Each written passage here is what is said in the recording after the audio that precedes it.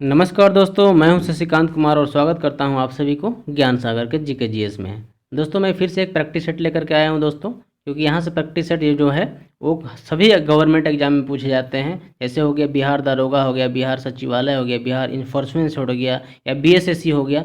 इन सभी में एक क्वेश्चन यहाँ से पूछे जाते हैं दोस्तों, या एनटीपीसी हो गया या रेलवे हो गया, कोई भी कॉम्पिटेटिव एग्जाम में हो उसके लिए यहाँ पे कॉम्पिटिटिव प्रैक्टिस सेट लेकर के आए हैं। ऐसा नहीं है कि ये केवल बिहार दरोगा में ही है, ये सभी में एग्जाम अगर यहाँ से पूछा जाए कि मुगल बादशाह के जजिया नामक कर पुनः कौन लगाया था, तो दोस्तों ऐसा नहीं है कि यूपीएससी में अलग से आंसर होगा इसका, बिहार दरोगा में इसका अलग आंसर होगा, एनटीपीसी में इसका अलग आंसर होगा। ये सभी अगर एक क्वेश्चन यहाँ एक जगह पूछा जाएगा तो यह आंसर सभी जगह काम करेगा। तो दोस्तों यही नहीं समझे, तो दोस्तों इस वीडियो को अंत तक देखते रहिएगा, आपको ज़रूर यहाँ से फ़ायदा होने वाला है। तो चलिए वीडियो शुरू करने से पहले आपसे एक छोटी सी रिक्वेस्ट है कि अगर आप मेरे चैनल पर नए हैं तो इस चैनल को एक बार सब्सक्राइब जरूर कीजिएगा, साथ में बेल आइकन प्रेस कर दीजिएगा, जिसकी नोटिफिकेशन आपके पास सबसे पहले पहुंच जाएगा। तो चलिए देर न करते हुए आज का वीडियो शुरू करते हैं। तो पहला क्वेश्चन है आपके पास कि किस मुगल बादशाह ने जजिया नामक पुनः कर को लगाया था। तो जजिया कर को सबसे पहले लगाया कौन था, पुनः लगाने की बात करेंगे। तो सबसे पहले लगाया कौन था, तो दोस्तों मोहम्मद बिन कासिम ने सबसे पहले जजिया नामक कर को लगाया था। तो इसमें क्वेश्चन में है आपका कि पुनः किसने लगाया था, तो जजिया कर ने मोहम्मद बिन कासिम ने लगाया है ना। लेकिन क्या हुआ, और अकबर ने इसे ख़त्म कर दिया था। अब जब मोहम्मद बिन कासिम ने जजिया कर लगाया था तो मुगल काल का अकबर शासक थे, उन्होंने क्या किया, जजिया नामक कर को समाप्त कर दिया था। लेकिन फिर क्या हुआ, औरंगजेब, मुगल शासक औरंगजेब ने जजिया कर को पुनः लागू कर दिया था, जजिया कर को पुनः लागू कर दिया था। लेकिन इसमें आपको क्या है, इसमें ध्यान रखने वाली बात है कि मोहम्मद बिन कासिम ने सबसे पहले जब जजिया कर को लगाया तो उसमें बच्चा, बूढ़ा, ब्राह्मण इन सभी लोगों को अलग रखा था, जजिया कर से अलग रखा था। बूढ़ा, ब्राह्मण, बच्चे लोगों को क्या था, सब लोगों को अलग रखा था, महिला लोगों को अलग रखा था। लेकिन औरंगजेब ने इन सभी पर जजिया नामक कर लगा दिया, यानी जजिया कर लगाने वाला दूसरा शासक कौन था, औरंगजेब। लेकिन अकबर ने जजिया कर को समाप्त करने के बाद औरंगजेब ने ही लगाया था। अब बात करते हैं जहांगीर की। तो दोस्तों जहांगीर, तो मुगल शासक में कौन कौन से शासक थे। सबसे पहले मुगल शासक का स्थापना किसने किया था, बाबर, हुमायूं, अकबर, जहांगीर, शाहजहां, है ना। तो इसमें चार, बाबर का नाम नहीं है लेकिन चार बाबर को अगर जोड़ दें तो पांचों का नाम आ जाएगा, बाबर, हुमायूं, अकबर, जहांगीर, शाहजहां। तो बाबर का पुत्र का कौन था, हुमायूं का पुत्र कौन था, हुमायूं का पुत्र अकबर, अकबर का पुत्र जहांगीर का पुत्र कौन था, शाहजहां का पुत्र औरंगजेब।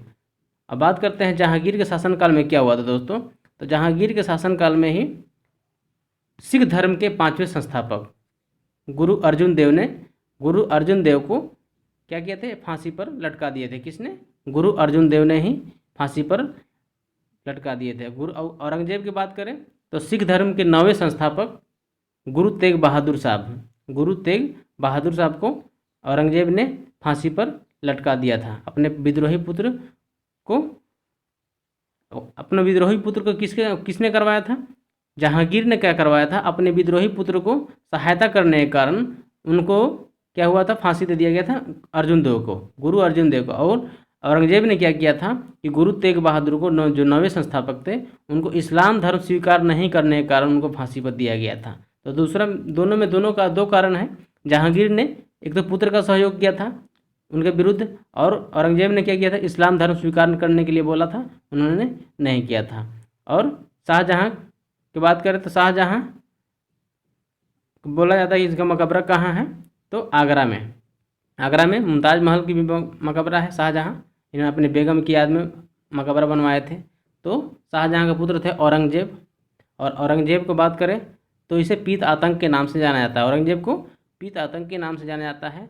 और इन्होंने ही सबसे पहले दक्षिण भारत में आक्रमण किया था, दक्षिण भारत में औरंगजेब ने ही आक्रमण किया था शिवाजी के शासनकाल में।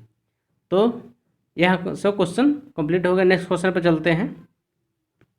दो उत्तरोत्तर श्रृंग अथवा दो उत्तरोत्तर गर्त के बीच की दूरी क्या कहा जाता है, तो दो उत्तरोत्तर श्रृंग अथवा दो उत्तरोत्तर बीच की गर्त की दूरी को तरंग दैर्घ्य कहा जाता है। किसे कहा जाता है, तरंग दैर्घ्य। नेक्स्ट क्वेश्चन है, ड्यूटेरियम के नाभिक में होते हैं, ड्यूटेरियम के नाभिक में क्या होते हैं, एक प्रोटॉन दो न्यूट्रॉन, गलत हो गया। दो प्रोटॉन दो न्यूट्रॉन, प्रोटॉन गलत हो गया। 2 प्रोटॉन 1 न्यूट्रॉन, गलत। 1 न्यूट्रॉन और 1 प्रोटॉन होता है। ड्यूटेरियम के नाभिक में क्या होता है? 1 प्रोटॉन और 1 न्यूट्रॉन होता है। ड्यूटेरियम का सूत्र क्या होता है? D2O। D2O कभी कभी पूछा जाता है कि ड्यूटेरियम का सूत्र क्या होता है? D2O, है ना। और बात करते हैं, कभी कभी पूछा जाता है कि भारी जल का प्रयोग किस में किया जाता है? D2O को भारी जल स्नेहक के रूप में, मंदक के रूप में प्रयोग किया जाता है। D2O को भारी जल या स्नेहक या मंदक के रूप में भारी जल का उपयोग किया जाता है। तो यहाँ से क्वेश्चन कंप्लीट हो गया। नेक्स्ट क्वेश्चन है, निम्नलिखित में से किसका सुमेल नहीं है? यानी कि मिलान करने वाली बात है यहाँ पे कि किसका मिलान सही नहीं है। तो 1885 ईस्वी में क्या हुआ था? भारतीय राष्ट्रीय कांग्रेस की स्थापना हुआ था। ये बिल्कुल सही है। इसमें क्या हुआ था? भारतीय राष्ट्रीय कांग्रेस की स्थापना 1885 ईस्वी में। इसके अध्यक्ष कौन थे? WC मुखर्जी, व्योमेश चंद्र मुखर्जी।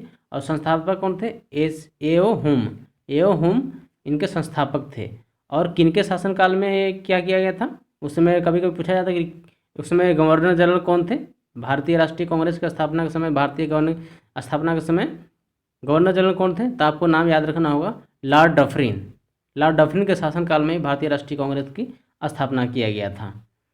अब नेक्स्ट पॉइंट था ऑप्शन नंबर बी कि 1905 ईस्वी में बंगाल विभाजन किया गया। जी हाँ, 1905 ईस्वी में बंगाल विभाजन लॉर्ड कर्जन के शासनकाल में विभाजन किया गया था। लेकिन इसको बंगाल विभाजन का अंत किया गया कब? 1911 ईस्वी में। बंगाल विभाजन रद्द किया गया 1911 ईस्वी में। किसके द्वारा? लॉर्ड हार्डिंग द्वितीय के द्वारा। उसी समय क्या हुआ था? 1911 में दिल्ली में एक सभा हुई और उसी सभा के दौरान बंगाल विभाजन रद्द कर दिया गया और कलकत्ता से राजधानी हटाकर दिल्ली को बनाया गया। यानी 1911 में क्या हुआ था? घोषणा किया गया कि कलकत्ता को राजधानी हटा दिया जाए, दिल्ली को राजधानी बनाया जाए। तो घोषणा किया गया 1911 में और 1912 ईस्वी से दिल्ली भारत की राजधानी है। तो यह भी क्वेश्चन पूछा जाता है, कभी कभी घोषणा से पूछा जाता है और कभी कभी यह भी पूछा जाता है कि उसका कब से लागू हुआ। तो 1 जनवरी 1912 से लागू हो गया था। अब बात करें तो 1909 ईस्वी में तो मार्ले मिंटो सुधार हुआ था। जी हाँ, मार्ले मिंटो सुधार का हुआ था 1909 ईस्वी में। या कभी कभी यहाँ से क्वेश्चन पूछा जाता है कि पृथक निर्वाचन कब हुआ था? तो 1909 ईस्वी में मार्ले मिंटो सुधार के तहत ये पृथक निर्वाचन आयोग की मांग किया गया था। बात करें तो 1930 ईस्वी में, तो 1930 ईस्वी में असहयोग आंदोलन किया गया था। जी नहीं, ये गलत हो गया, ये गलत है। 1930 ईस्वी में 1930 ईस्वी में सविनय अवज्ञा आंदोलन की शुरुआत किया गया था। 1930 ईस्वी में क्या किया था? सविनय अवज्ञा आंदोलन की शुरुआत किया गया था। तो यह क्वेश्चन कंप्लीट हो गया। नेक्स्ट क्वेश्चन पे, किसी तत्व की परमाणु संख्या निम्नलिखित संख्या के बराबर होती है। तो किसी तत्व की परमाणु संख्या निम्नलिखित में से संख्या के बराबर होती है। नाभिक में न्यूट्रॉन संख्या के बराबर होती है, या नाभिक के प्रोटॉन की संख्या के बराबर होती है, सापेक्ष परमाणु या बृहत्तम कक्षा। तो आपका आंसर हो जाएगा कि नाभिक में प्रोटॉनों की संख्या परमाणु संख्या के बराबर होती है। नाभिक में प्रोटॉनों की संख्या के बराबर परमाणु संख्या बराबर होती है। तो इसका आंसर हो जाएगा बी। नेक्स्ट क्वेश्चन है, किस ब्रिटिश गवर्नर जनरल ने भारत को डाक टिकटों के प्रचलन का प्रारंभ करवाया था? किस गवर्नर जनरल के शासनकाल में है डाक विभाग या डाक टिकटों का प्रचलन करवाया था? तो इसका आंसर हो जाएगा लॉर्ड डलहौजी। लॉर्ड डलहौजी के शासनकाल में ही डाक विभाग प्रथा चालू हुआ था। अब बात करते हैं लॉर्ड डलहौजी में, इसे क्या कहा जाता है दोस्तों? इसे राज हड़प नीति का नाम से जाना जाता है। इन्होंने बहुत सारे ऐसे राज्य है तो उसको अपने राज्य में मिला लिया था राज हड़प नीति के कारण से। कभी कभी पूछा जाता है कि डॉक्ट्रिन ऑफ लैप्स किसे कहा जाता है, किस शासक को? तो आपका आंसर हो जाएगा डॉक्ट्रिन ऑफ लैप्स के नाम से, लॉर्ड डलहौजी के नाम से जाना जाता है। राज हड़प नीति के कारण लॉर्ड डलहौजी, इन्होंने सबसे पहले अपने राज्य में मिलाया था सतारा को 1946 ईस्वी में, और सबसे अंत में क्या, अवध को, कुशासन का आरोप लगाकर अवध को अपने राज्य में मिला लिया था। अब बात करें लॉर्ड कैनिंग के बारे में, तो लॉर्ड कैनिंग बात करते हैं और लॉर्ड विलियम बेंटिंग। तो दोस्तों लॉर्ड विलियम बेंटिंग स्वतंत्र भारत का प्रथम गवर्नर जनरल, भारत का प्रथम governor general Lord William Bentinck, Bharat का प्रथम governor general Lord William Bentinck, और भारत का प्रथम वायसराय लॉर्ड कैनिंग। भारत का प्रथम governor general Lord William Bentinck और भारत का प्रथम वायसराय लॉर्ड कैनिंग। और अब बात करते हैं अंतिम वायसराय कौन थे, तो अंतिम वायसराय भारत का कौन हो गए, लॉर्ड माउंटबेटन। लॉर्ड माउंटबेटन के बारे में बोला जाता है कि किस योजना के तहत भारत को विभाजन किया गया। भारत को विभाजन किस योजना के तहत? तो माउंटबेटन योजना के तहत भारत को विभाजन किया गया था। कब? 1947 ईस्वी में। भारत को 15 अगस्त 1947 को आज़ादी मिली थी लॉर्ड माउंटबेटन योजना के सिफारिश पे ही। बात करते हैं तो लॉर्ड माउंटबेटन स्वतंत्र भारत के प्रथम वायसराय थे। स्वतंत्र भारत के प्रथम वायसराय लॉर्ड माउंटबेटन। स्वतंत्र भारत के प्रथम अंग्रेज वायसराय लॉर्ड माउंटबेटन। स्वतंत्र भारत के द्वितीय वायसराय चक्रवर्ती राजगोपालाचारी। और स्वतंत्र भारत के प्रथम भारतीय वायसराय कौन थे? चक्रवर्ती राजगोपालाचारी। इस तरह से पूछा जाए तो स्वतंत्र भारत कभी पूछा जाए तो स्वतंत्र भारत के अंतिम वायसराय कौन थे? तो स्वतंत्र भारत के अंतिम वायसराय चक्रवर्ती राजगोपालाचारी। और स्वतंत्र भारत का अंतिम भारतीय वायसराय चक्रवर्ती राजगोपालाचारी। तो यहाँ से क्वेश्चन घुमा फिरा के क्वेश्चन पूछे जाते हैं। अब बात करते हैं, पूछा जाता है कि बंगाल का प्रथम गवर्नर कौन था? तो बंगाल का प्रथम governor Lord Clive. Lord Clive Bengal का प्रथम गवर्नर था। अब बात करते हैं बंगाल का प्रथम अंतिम गवर्नर कौन था? तो बंगाल का अंतिम गवर्नर कौन था? बंगाल का अंतिम गवर्नर वारेन हेस्टिंग को माना जाता है। बंगाल का अंतिम गवर्नर वारेन हेस्टिंग। और बंगाल का प्रथम गवर्नर जनरल की भी वारेन हेस्टिंग को माना जाता है। बंगाल का अंतिम गवर्नर वारेन हेस्टिंग और बंगाल का प्रथम गवर्नर जनरल किसे? Warren Hasting. और बंगाल का प्रथम गवर्नर लॉर्ड क्लाइव को। तो दोस्तों यहाँ से इस क्वेश्चन पूछे जाते हैं। यहाँ से नेक्स्ट क्वेश्चन पर चलते हैं। भारत के अटॉर्नी जनरल की नियुक्ति कौन करता है? अटॉर्नी जनरल को इसको बोला जाता है हिंदी में महान्यायवादी। महान्यायवादी हमारे संविधान में महान्यायवादी की चर्चा अनुच्छेद 76 के अंतर्गत आता है। अटॉर्नी जनरल की नियुक्ति कौन करता है? तो राष्ट्रपति। उपराष्ट्रपति की शपथ कौन दिलाता है? राष्ट्रपति। मुख्य न्यायाधीश के शपथ कौन दिलाता है? राष्ट्रपति। प्रधानमंत्री को शपथ कौन दिलाता है? राष्ट्रपति। और प्रधानमंत्री कौन होते हैं? लोकसभा के बहुमत दल का नेता होते हैं। लोकसभा में बहुमत दल के नेता को ही प्रधानमंत्री नियुक्त किया जाता है। लोकसभा में जिनका बहुमत हो जाएगा वो किसी भी पार्टी को हो सकता है, तो उनका प्रधानमंत्री बनाया जाता है। राष्ट्रपति कभी को पूछा जाता है राष्ट्रपति बनने के लिए उम्र कितना होता था? 35 वर्ष। उस उपराष्ट्रपति के बनने के लिए 35 वर्ष है ना। और प्रधानमंत्री बनने के लिए 25 वर्ष। लोकसभा के लिए 25 वर्ष। नेक्स्ट क्वेश्चन पर चलते हैं। हेमू को किसने हराया था? हेमू को किसने हराया था? तो दोस्तों ये बता देते हैं कि पानीपत का द्वितीय युद्ध हुआ था। पानीपत का द्वितीय युद्ध हुआ था 1556 में। कब? 1556 में पानीपत का द्वितीय युद्ध हुआ था अकबर एवं हेमू के बीच। अकबर एवं हेमू के बीच। इसका नेतृत्व बैरम खान ने किया था। अकबर का नेतृत्व मुगल सेना की ओर से नेतृत्व बैरम खान ने किया था। तो अकबर एवं हेमू के बीच द्वितीय युद्ध हुआ था। तो इस तरह से इसका आंसर हो जाएगा किसने हराया? अकबर ने। ऑप्शन बी हो जाएगा आंसर। पानीपत का प्रथम युद्ध किन के बीच हुआ था? तो पानीपत का प्रथम युद्ध बाबर एवं इब्राहिम लोदी के बीच हुआ था। कब? 1526 ईस्वी में। 1526 में बाबर एवं इब्राहिम लोदी के बीच युद्ध हुआ था। नेक्स्ट क्वेश्चन पे चलते हैं।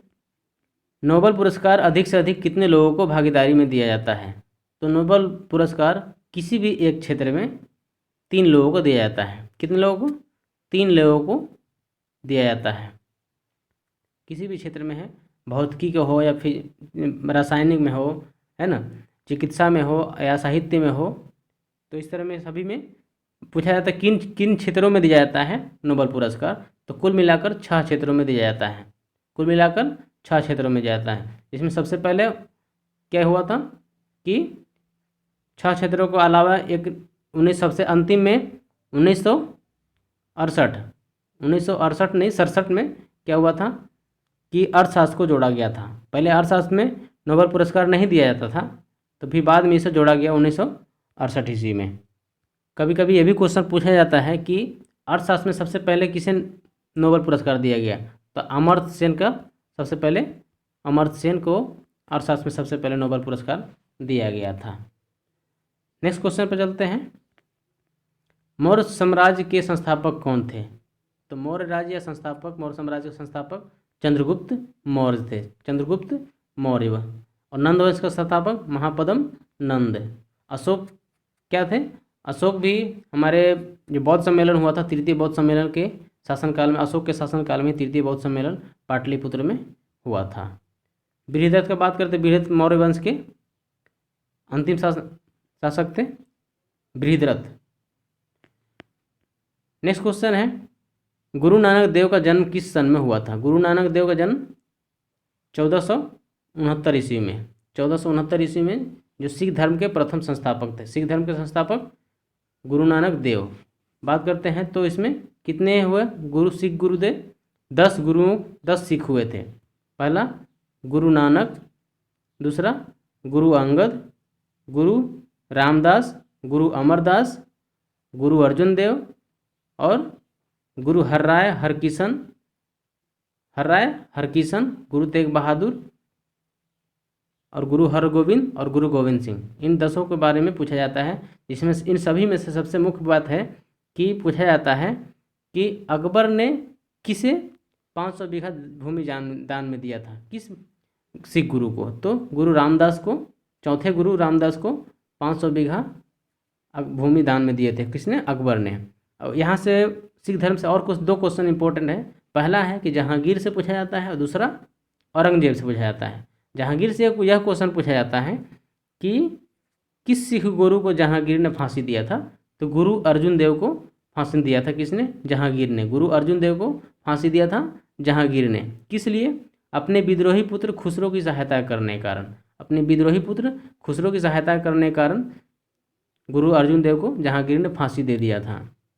और गुरु औरंगजेब से पूछा जाता है कि सिख धर्म के 9वें सिख गुरु तेग बहादुर को किसने फांसी दिया था? तो गुरु अर्जुन देव ने फांसी दिया था 9वें सिख गुरु को। गुरु अर्जुन देव को नहीं बल्कि गुरु तेग बहादुर को फांसी दिया गया था औरंगजेब के द्वारा। तो सिख धर्म से यहाँ से क्वेश्चन पूछा जाता है। और लास्ट में एक क्वेश्चन पूछा जाता है कि गुरु गोविंद सिंह, खालसा पंथ की स्थापना किसने किया था? तो गुरु गोविंद सिंह, जो 10वें एवं अंतिम सिख धर्म के अंतिम सिख गुरु गुरु गोविंद सिंह ही रह गए। इस तरह से यहाँ से क्वेश्चन पूछा जाता है। निम्नलिखित में से कौन सा एक तारा पृथ्वी के सर्वाधिक समीप है? क्या कह रहा है? कौन सा एक तारा है जो पृथ्वी के सर्वाधिक समीप है? तो आपका आंसर हो जाएगा सूर्य। सूर्य क्या है? पृथ्वी के सबसे नज़दीक तारा है। तारा क्या है? एक सूर्य एक तारा भी है। और बात करें द्वितीय, पृथ्वी के द्वितीय नज़दीक कौन सा है? तो प्रैक्सिमा सेंचुरी का नाम आता है द्वितीय। सूर्य के बाद आता है प्रैक्सिमा सेंचुरी। अब बात करते हैं सूर्य में, तो कभी कभी ये पूछा जाता है कि सूर्य में ऊर्जा का स्रोत क्या है? तो यह बहुत बार क्वेश्चन पूछा जाता है कि सूर्य में ऊर्जा का स्रोत क्या है? तो नाभिकीय संलयन कारण सूर्य में ऊर्जा का स्रोत होता है। और नाभिकीय विखंडन से भी क्वेश्चन पूछा जाता है कि नाभिकीय संलयन से तो सूर्य में ऊर्जा का स्रोत होता है, लेकिन नाभिकीय विखंडन से क्या होता है? तो परमाणु ऊर्जा का मुख्य स्रोत क्या है? परमाणु विखंडन है ना। विखंडन के अभिक्रिया के कारण परमाणु ऊर्जा में स्रोत होता है। तो विखंडन भी 2 तरह का होता है। एक होता है नियंत्रित विखंडन अभिक्रिया, पहला होता है नियंत्रित विखंडन अभिक्रिया और दूसरा होता है अनियंत्रित विखंडन अभिक्रिया। तो दोस्तों, जो नियंत्रित विखंडन अभिक्रिया होता है वो रिएक्टर में होता है, परमाणु रिएक्टर में, जबकि अनियंत्रित विखंडन अभिक्रिया परमाणु में होता है। परमाणु में अनियंत्रित विखंडन, जिसको अनकंट्रोल रिएक्शन बोलते हैं, अनियंत्रित, और परमाणु रिएक्टर में कंट्रोल रिएक्शन होता है। तो दोस्तों यहाँ से क्वेश्चन पूछे जाते हैं। नेक्स्ट क्वेश्चन है, बीटा की वेधन क्षमता होगी, बीटा की वेधन क्षमता क्या होगी? अल्फा से अधिक? जी नहीं। अल्फा से कम? गामा से अधिक? तो इसका आंसर आपको बता दे रहे हैं कि बीटा की वेधन क्षमता क्या होती है? अल्फा, बीटा और गामा, तो तीनों के बारे में बताते हैं। तो जो अल्फा होता है, अल्फा की आयनिक क्षमता सबसे अधिक होती है, आयनिक क्षमता सबसे अधिक, और वेधन क्षमता सबसे कम। वेधन क्षमता सबसे कम किस में? अल्फा में। बीटा की बात करें अगर बीटा में, तो आयनिक क्षमता अल्फा से कम होता है, आयनिक क्षमता अल्फा से कम होता है, लेकिन जो वेधन क्षमता होता है ये अल्फा से अधिक होता है, अल्फा से अधिक होता है। लेकिन ये जो गामा होता है ना, वो गामा का आयनिक क्षमता बिल्कुल कम होता है ना, सबसे कम आयनिक क्षमता गामा का होता है, लेकिन वेधन क्षमता सबसे अधिक गामा का होता है। तो तीनों से क्वेश्चन पूछे जाते हैं कि आयनिक क्षमता सबसे अधिक किसका होता है? तो अल्फा का। आयनिक क्षमता सबसे कम किसका होता है? तो गामा का। वेधन क्षमता सबसे किसका होता है? वो तो गामा का। अब वेधन क्षमता सबसे कम किसका होता है? तो अल्फा का। तो इसमें क्वेश्चन है कि बीटा के वेधन क्षमता कितना होता है। तो बीटा की वेधन क्षमता या तो गामा से कम होगा या तो अल्फा से अधिक होगा। तो गामा से कम ऑप्शन नहीं है, अल्फा से अधिक आंसर है, तो ये आंसर आपका हो जाएगा। नेक्स्ट क्वेश्चन, नियाग्रा जलप्रपात किस नदी पर है। नियाग्रा जलप्रपात सेंट लॉरेंस नदी पर है। नियाग्रा जलप्रपात सेंट लॉरेंस नदी पर है। नेक्स्ट क्वेश्चन है कि अराजकतापूर्ण तथा क्रांतिकारिता अपराध कानून 1919 में लोकप्रियता के रूप में जाना जाता है। अराजकतापूर्ण तथा क्रांतिकारिता अपराध कानून 1919 में लोकप्रियता के रूप में जाना जाता है रॉलेट एक्ट के नाम से जाना जाता है। रॉलेट एक्ट में क्या हुआ था, इसे कहा जाता है बिना अपील बिना दलील का कानून कहा जाता है।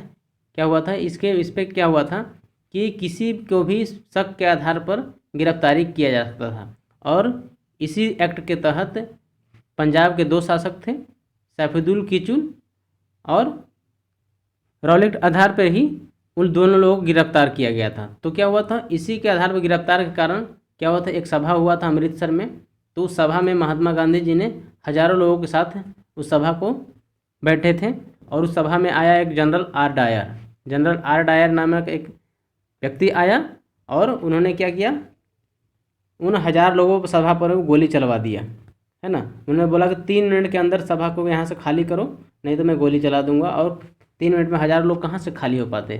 तो सबसे कुछ निकलते गए, कुछ निकलते गए, जितना बाकी बचे सबको गोलियों से भून दिया गया। इसलिए कभी कभी पूछा जाता है कि जालियांवाला बाग हत्याकांड कब हुआ था, तो 13 अप्रैल 1919 में। इसको कभी आदमी नहीं भूल सकते, हमेशा एग्जाम में पूछा जाता है जालियांवाला बाग हत्याकांड कब हुआ था, 13 अप्रैल 1919। तो इसमें गोली चलाया किसने चलाया था, जनरल आर डायर ने गोली चलाने का आदेश दिया था। लेकिन गोली चलाने का आदेश आर डायर, लेकिन बात करते हैं उस समय पंजाब का शासक कौन था, तो ओ डायर क्या था, शासक था पंजाब का। आर डायर ने गोली चलाने का आदेश दिया था।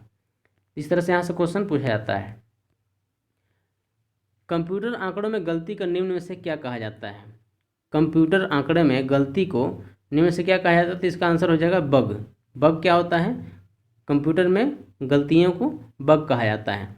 चिप अगर बात करते हैं तो चिप में जो चिप बना होता है सिलिकॉन का चिप बना होता है। बाइट की बात करें तो बात करते हैं अगर 4 निबल की, तो 4 निबल बराबर होता है 1 बिट। 4 निबल बराबर 1 बिट होता है, और 8 बिट बराबर 1 बाइट होता है। 8 बिट बराबर 1 बाइट। और यहाँ भी पूछा जाता है कि 32 बिट बराबर 1 आईपी होता है। आईपी मतलब इंटरनेट प्रोटोकॉल। 32 बिट बराबर 1 आईपी होता है। तो सबसे पहले 4 निबल बराबर 1 बिट, और कितना होता, 8 बिट बराबर 1 बाइट, और 32 बिट बराबर 1 इंटरनेट प्रोटोकॉल। और ये भी पूछा जाता है कि कितना बाइट बराबर कितना केबी होता है, तो 1024 बाइट बराबर 1 केबी। 1024 बाइट बराबर 1 केबी, और 1024 केबी बराबर 1 एमबी, और 1024 एमबी बराबर 1 जीबी, और 1024 जीबी बराबर 1 टीबी होता है। इस तरह से यहाँ से क्वेश्चन पूछा जाता है। निम्नलिखित में से किस व्यक्ति ने पूरे पृथ्वी को चक्कर लगाया था। पूरे पृथ्वी को किसने चक्कर लगाया था, ये पूछ रहा है। तो मैगलन ने क्या किया था, पृथ्वी के सबसे पहले भ्रमण किसने किया था, मैगलन था, एक नाविक यात्री थे जिन्होंने पूरे पृथ्वी को भ्रमण किया था। कोलंबस, बात करते हैं कोलंबस को, तो अमेरिका की खोज किसने किया था, कोलंबस ने। अमेरिका की खोज किसने किया था, कोलंबस ने। वास्को डी गामा के बारे में बात करें तो भारत की खोज किसने किया था, वास्को डी गामा ने। वास्को डी गामा कब, 1498 ईस्वी में। 1498 में वास्को डी गामा ने भारत आया था। अब कहा जाता है कि सबसे पहले कालीकट तट, कोचिन के कालीकट तट पर ये आया था। उसी समय बोला था कि भारत की खोज किया था। तो भारत की खोज का मतलब क्या, भारत पहले से नहीं था। 1498 से पहले क्या भारत नहीं था, भारत था ही, लेकिन कहा जाता है कि वास्को डी गामा भारत की खोज किया था। इसका मतलब समुद्री मार्ग द्वारा भारत की खोज किया था। समुद्री मार्ग द्वारा भारत की आने जाने की रास्ता खोज किया था। और क्या हुआ था, व्यापार करने के लिए समुद्री मार्ग का रास्ता खोज लिया था। कैप्टन कुक की बात करते हो, न्यूजीलैंड एवं ऑस्ट्रेलिया खोज की इसने किया था, यानी कैप्टन कुक ने न्यूजीलैंड एवं ऑस्ट्रेलिया को खोज किया था, मतलब समुद्री मार्ग से खोज किया। तो यह क्वेश्चन का आंसर क्या हो जाएगा? मैगेलन। तो चारों के बारे में यहाँ चर्चा हो गया। नेक्स्ट क्वेश्चन पर चलते हैं। ताप के केल्विन स्केल में जल का क्वथनांक कितना होता है? ताप का केल्विन स्केल में जल का क्वथनांक कितना होता है? तो दोस्तों जल का क्वथनांक और हिमांक दोनों से क्वेश्चन पूछा जाता है कि जल का हिमांक कितना पर होता है, केल्विन पर होता है, और डिग्री सेंटीग्रेड पर कभी कभी पूछा जाता है, और फ़ारेनहाइट पर पूछा जाता है। तो इसका आंसर हो जाएगा जल का क्वथनांक कितना केल्विन पर? तो 373 केल्विन पर। जल का क्वथनांक 373 केल्विन पर होता है, जबकि हिमांक 273 पर हिमांक होता है। और अगर बात करें डिग्री सेल्सियस में, तो डिग्री सेल्सियस में 100 डिग्री सेंटीग्रेड पर जल का क्वथनांक होता है, जबकि 0 डिग्री सेंटीग्रेड पर जल का हिमांक होता है ना। हिमांक 0 डिग्री सेंटीग्रेड पर। और 212 डिग्री सेंटीग्रेड क्या होता है? जल का क्वथनांक होता है। 212 डिग्री फ़ारेनहाइट है यहाँ पे, सॉरी फ़ारेनहाइट है। 212 डिग्री फ़ारेनहाइट पर जल का क्वथनांक होता है, जबकि 32 डिग्री फ़ारेनहाइट पर हिमांक होता है। तो इस तरह से इसका क्वेश्चन पूछा जाता है। तो इसका एक फार्मूला होता है C/5 बराबर F-32। तो इस तरह से क्वेश्चन पूछा जाता है। कभी कभी फ़ारेनहाइट का दिया रहेगा और सेल्सियस में निकालना रहेगा, तो इस तरह से आप निकाल सकते हैं। नेक्स्ट क्वेश्चन है कि निम्नलिखित में से किसी सुमेल नहीं है। तो इस क्वेश्चन के बारे में पहले चर्चा कर दिए थे कि 1885 में भारतीय राष्ट्रीय कांग्रेस का स्थापना किया गया था। 1905 में बंगाल विभाजन किया गया था। 1909 में मार्ले मिंटो सुधार किया गया था। 1930 ईस्वी में सविनय अंग आंदोलन किया गया था। तो इसका ऑप्शन नंबर डी हो जाएगा। तो दोस्तों इस वीडियो में इतना ही रहने देते हैं, फिर मिलेंगे हम अगली वीडियो में। तो दोस्तों अगर इस वीडियो को पूरा देखें तो एक बार जरूर कमेंट में बताइए कि ये वीडियो कैसा लगा है। अगर अच्छा लगा है तो एक बार लाइक जरूर कीजिएगा। साथ में कोई क्वेरी हो और कोई सवाल हो, कोई प्रश्न हो, तो आप कमेंट में लिख देंगे, हम उसका ज़रूर आंसर देने की कोशिश करेंगे। तो चलिए इस वीडियो में इतना ही रहने देते हैं। तब तक के लिए आप सभी को इस वीडियो को देखने के लिए बहुत बहुत धन्यवाद।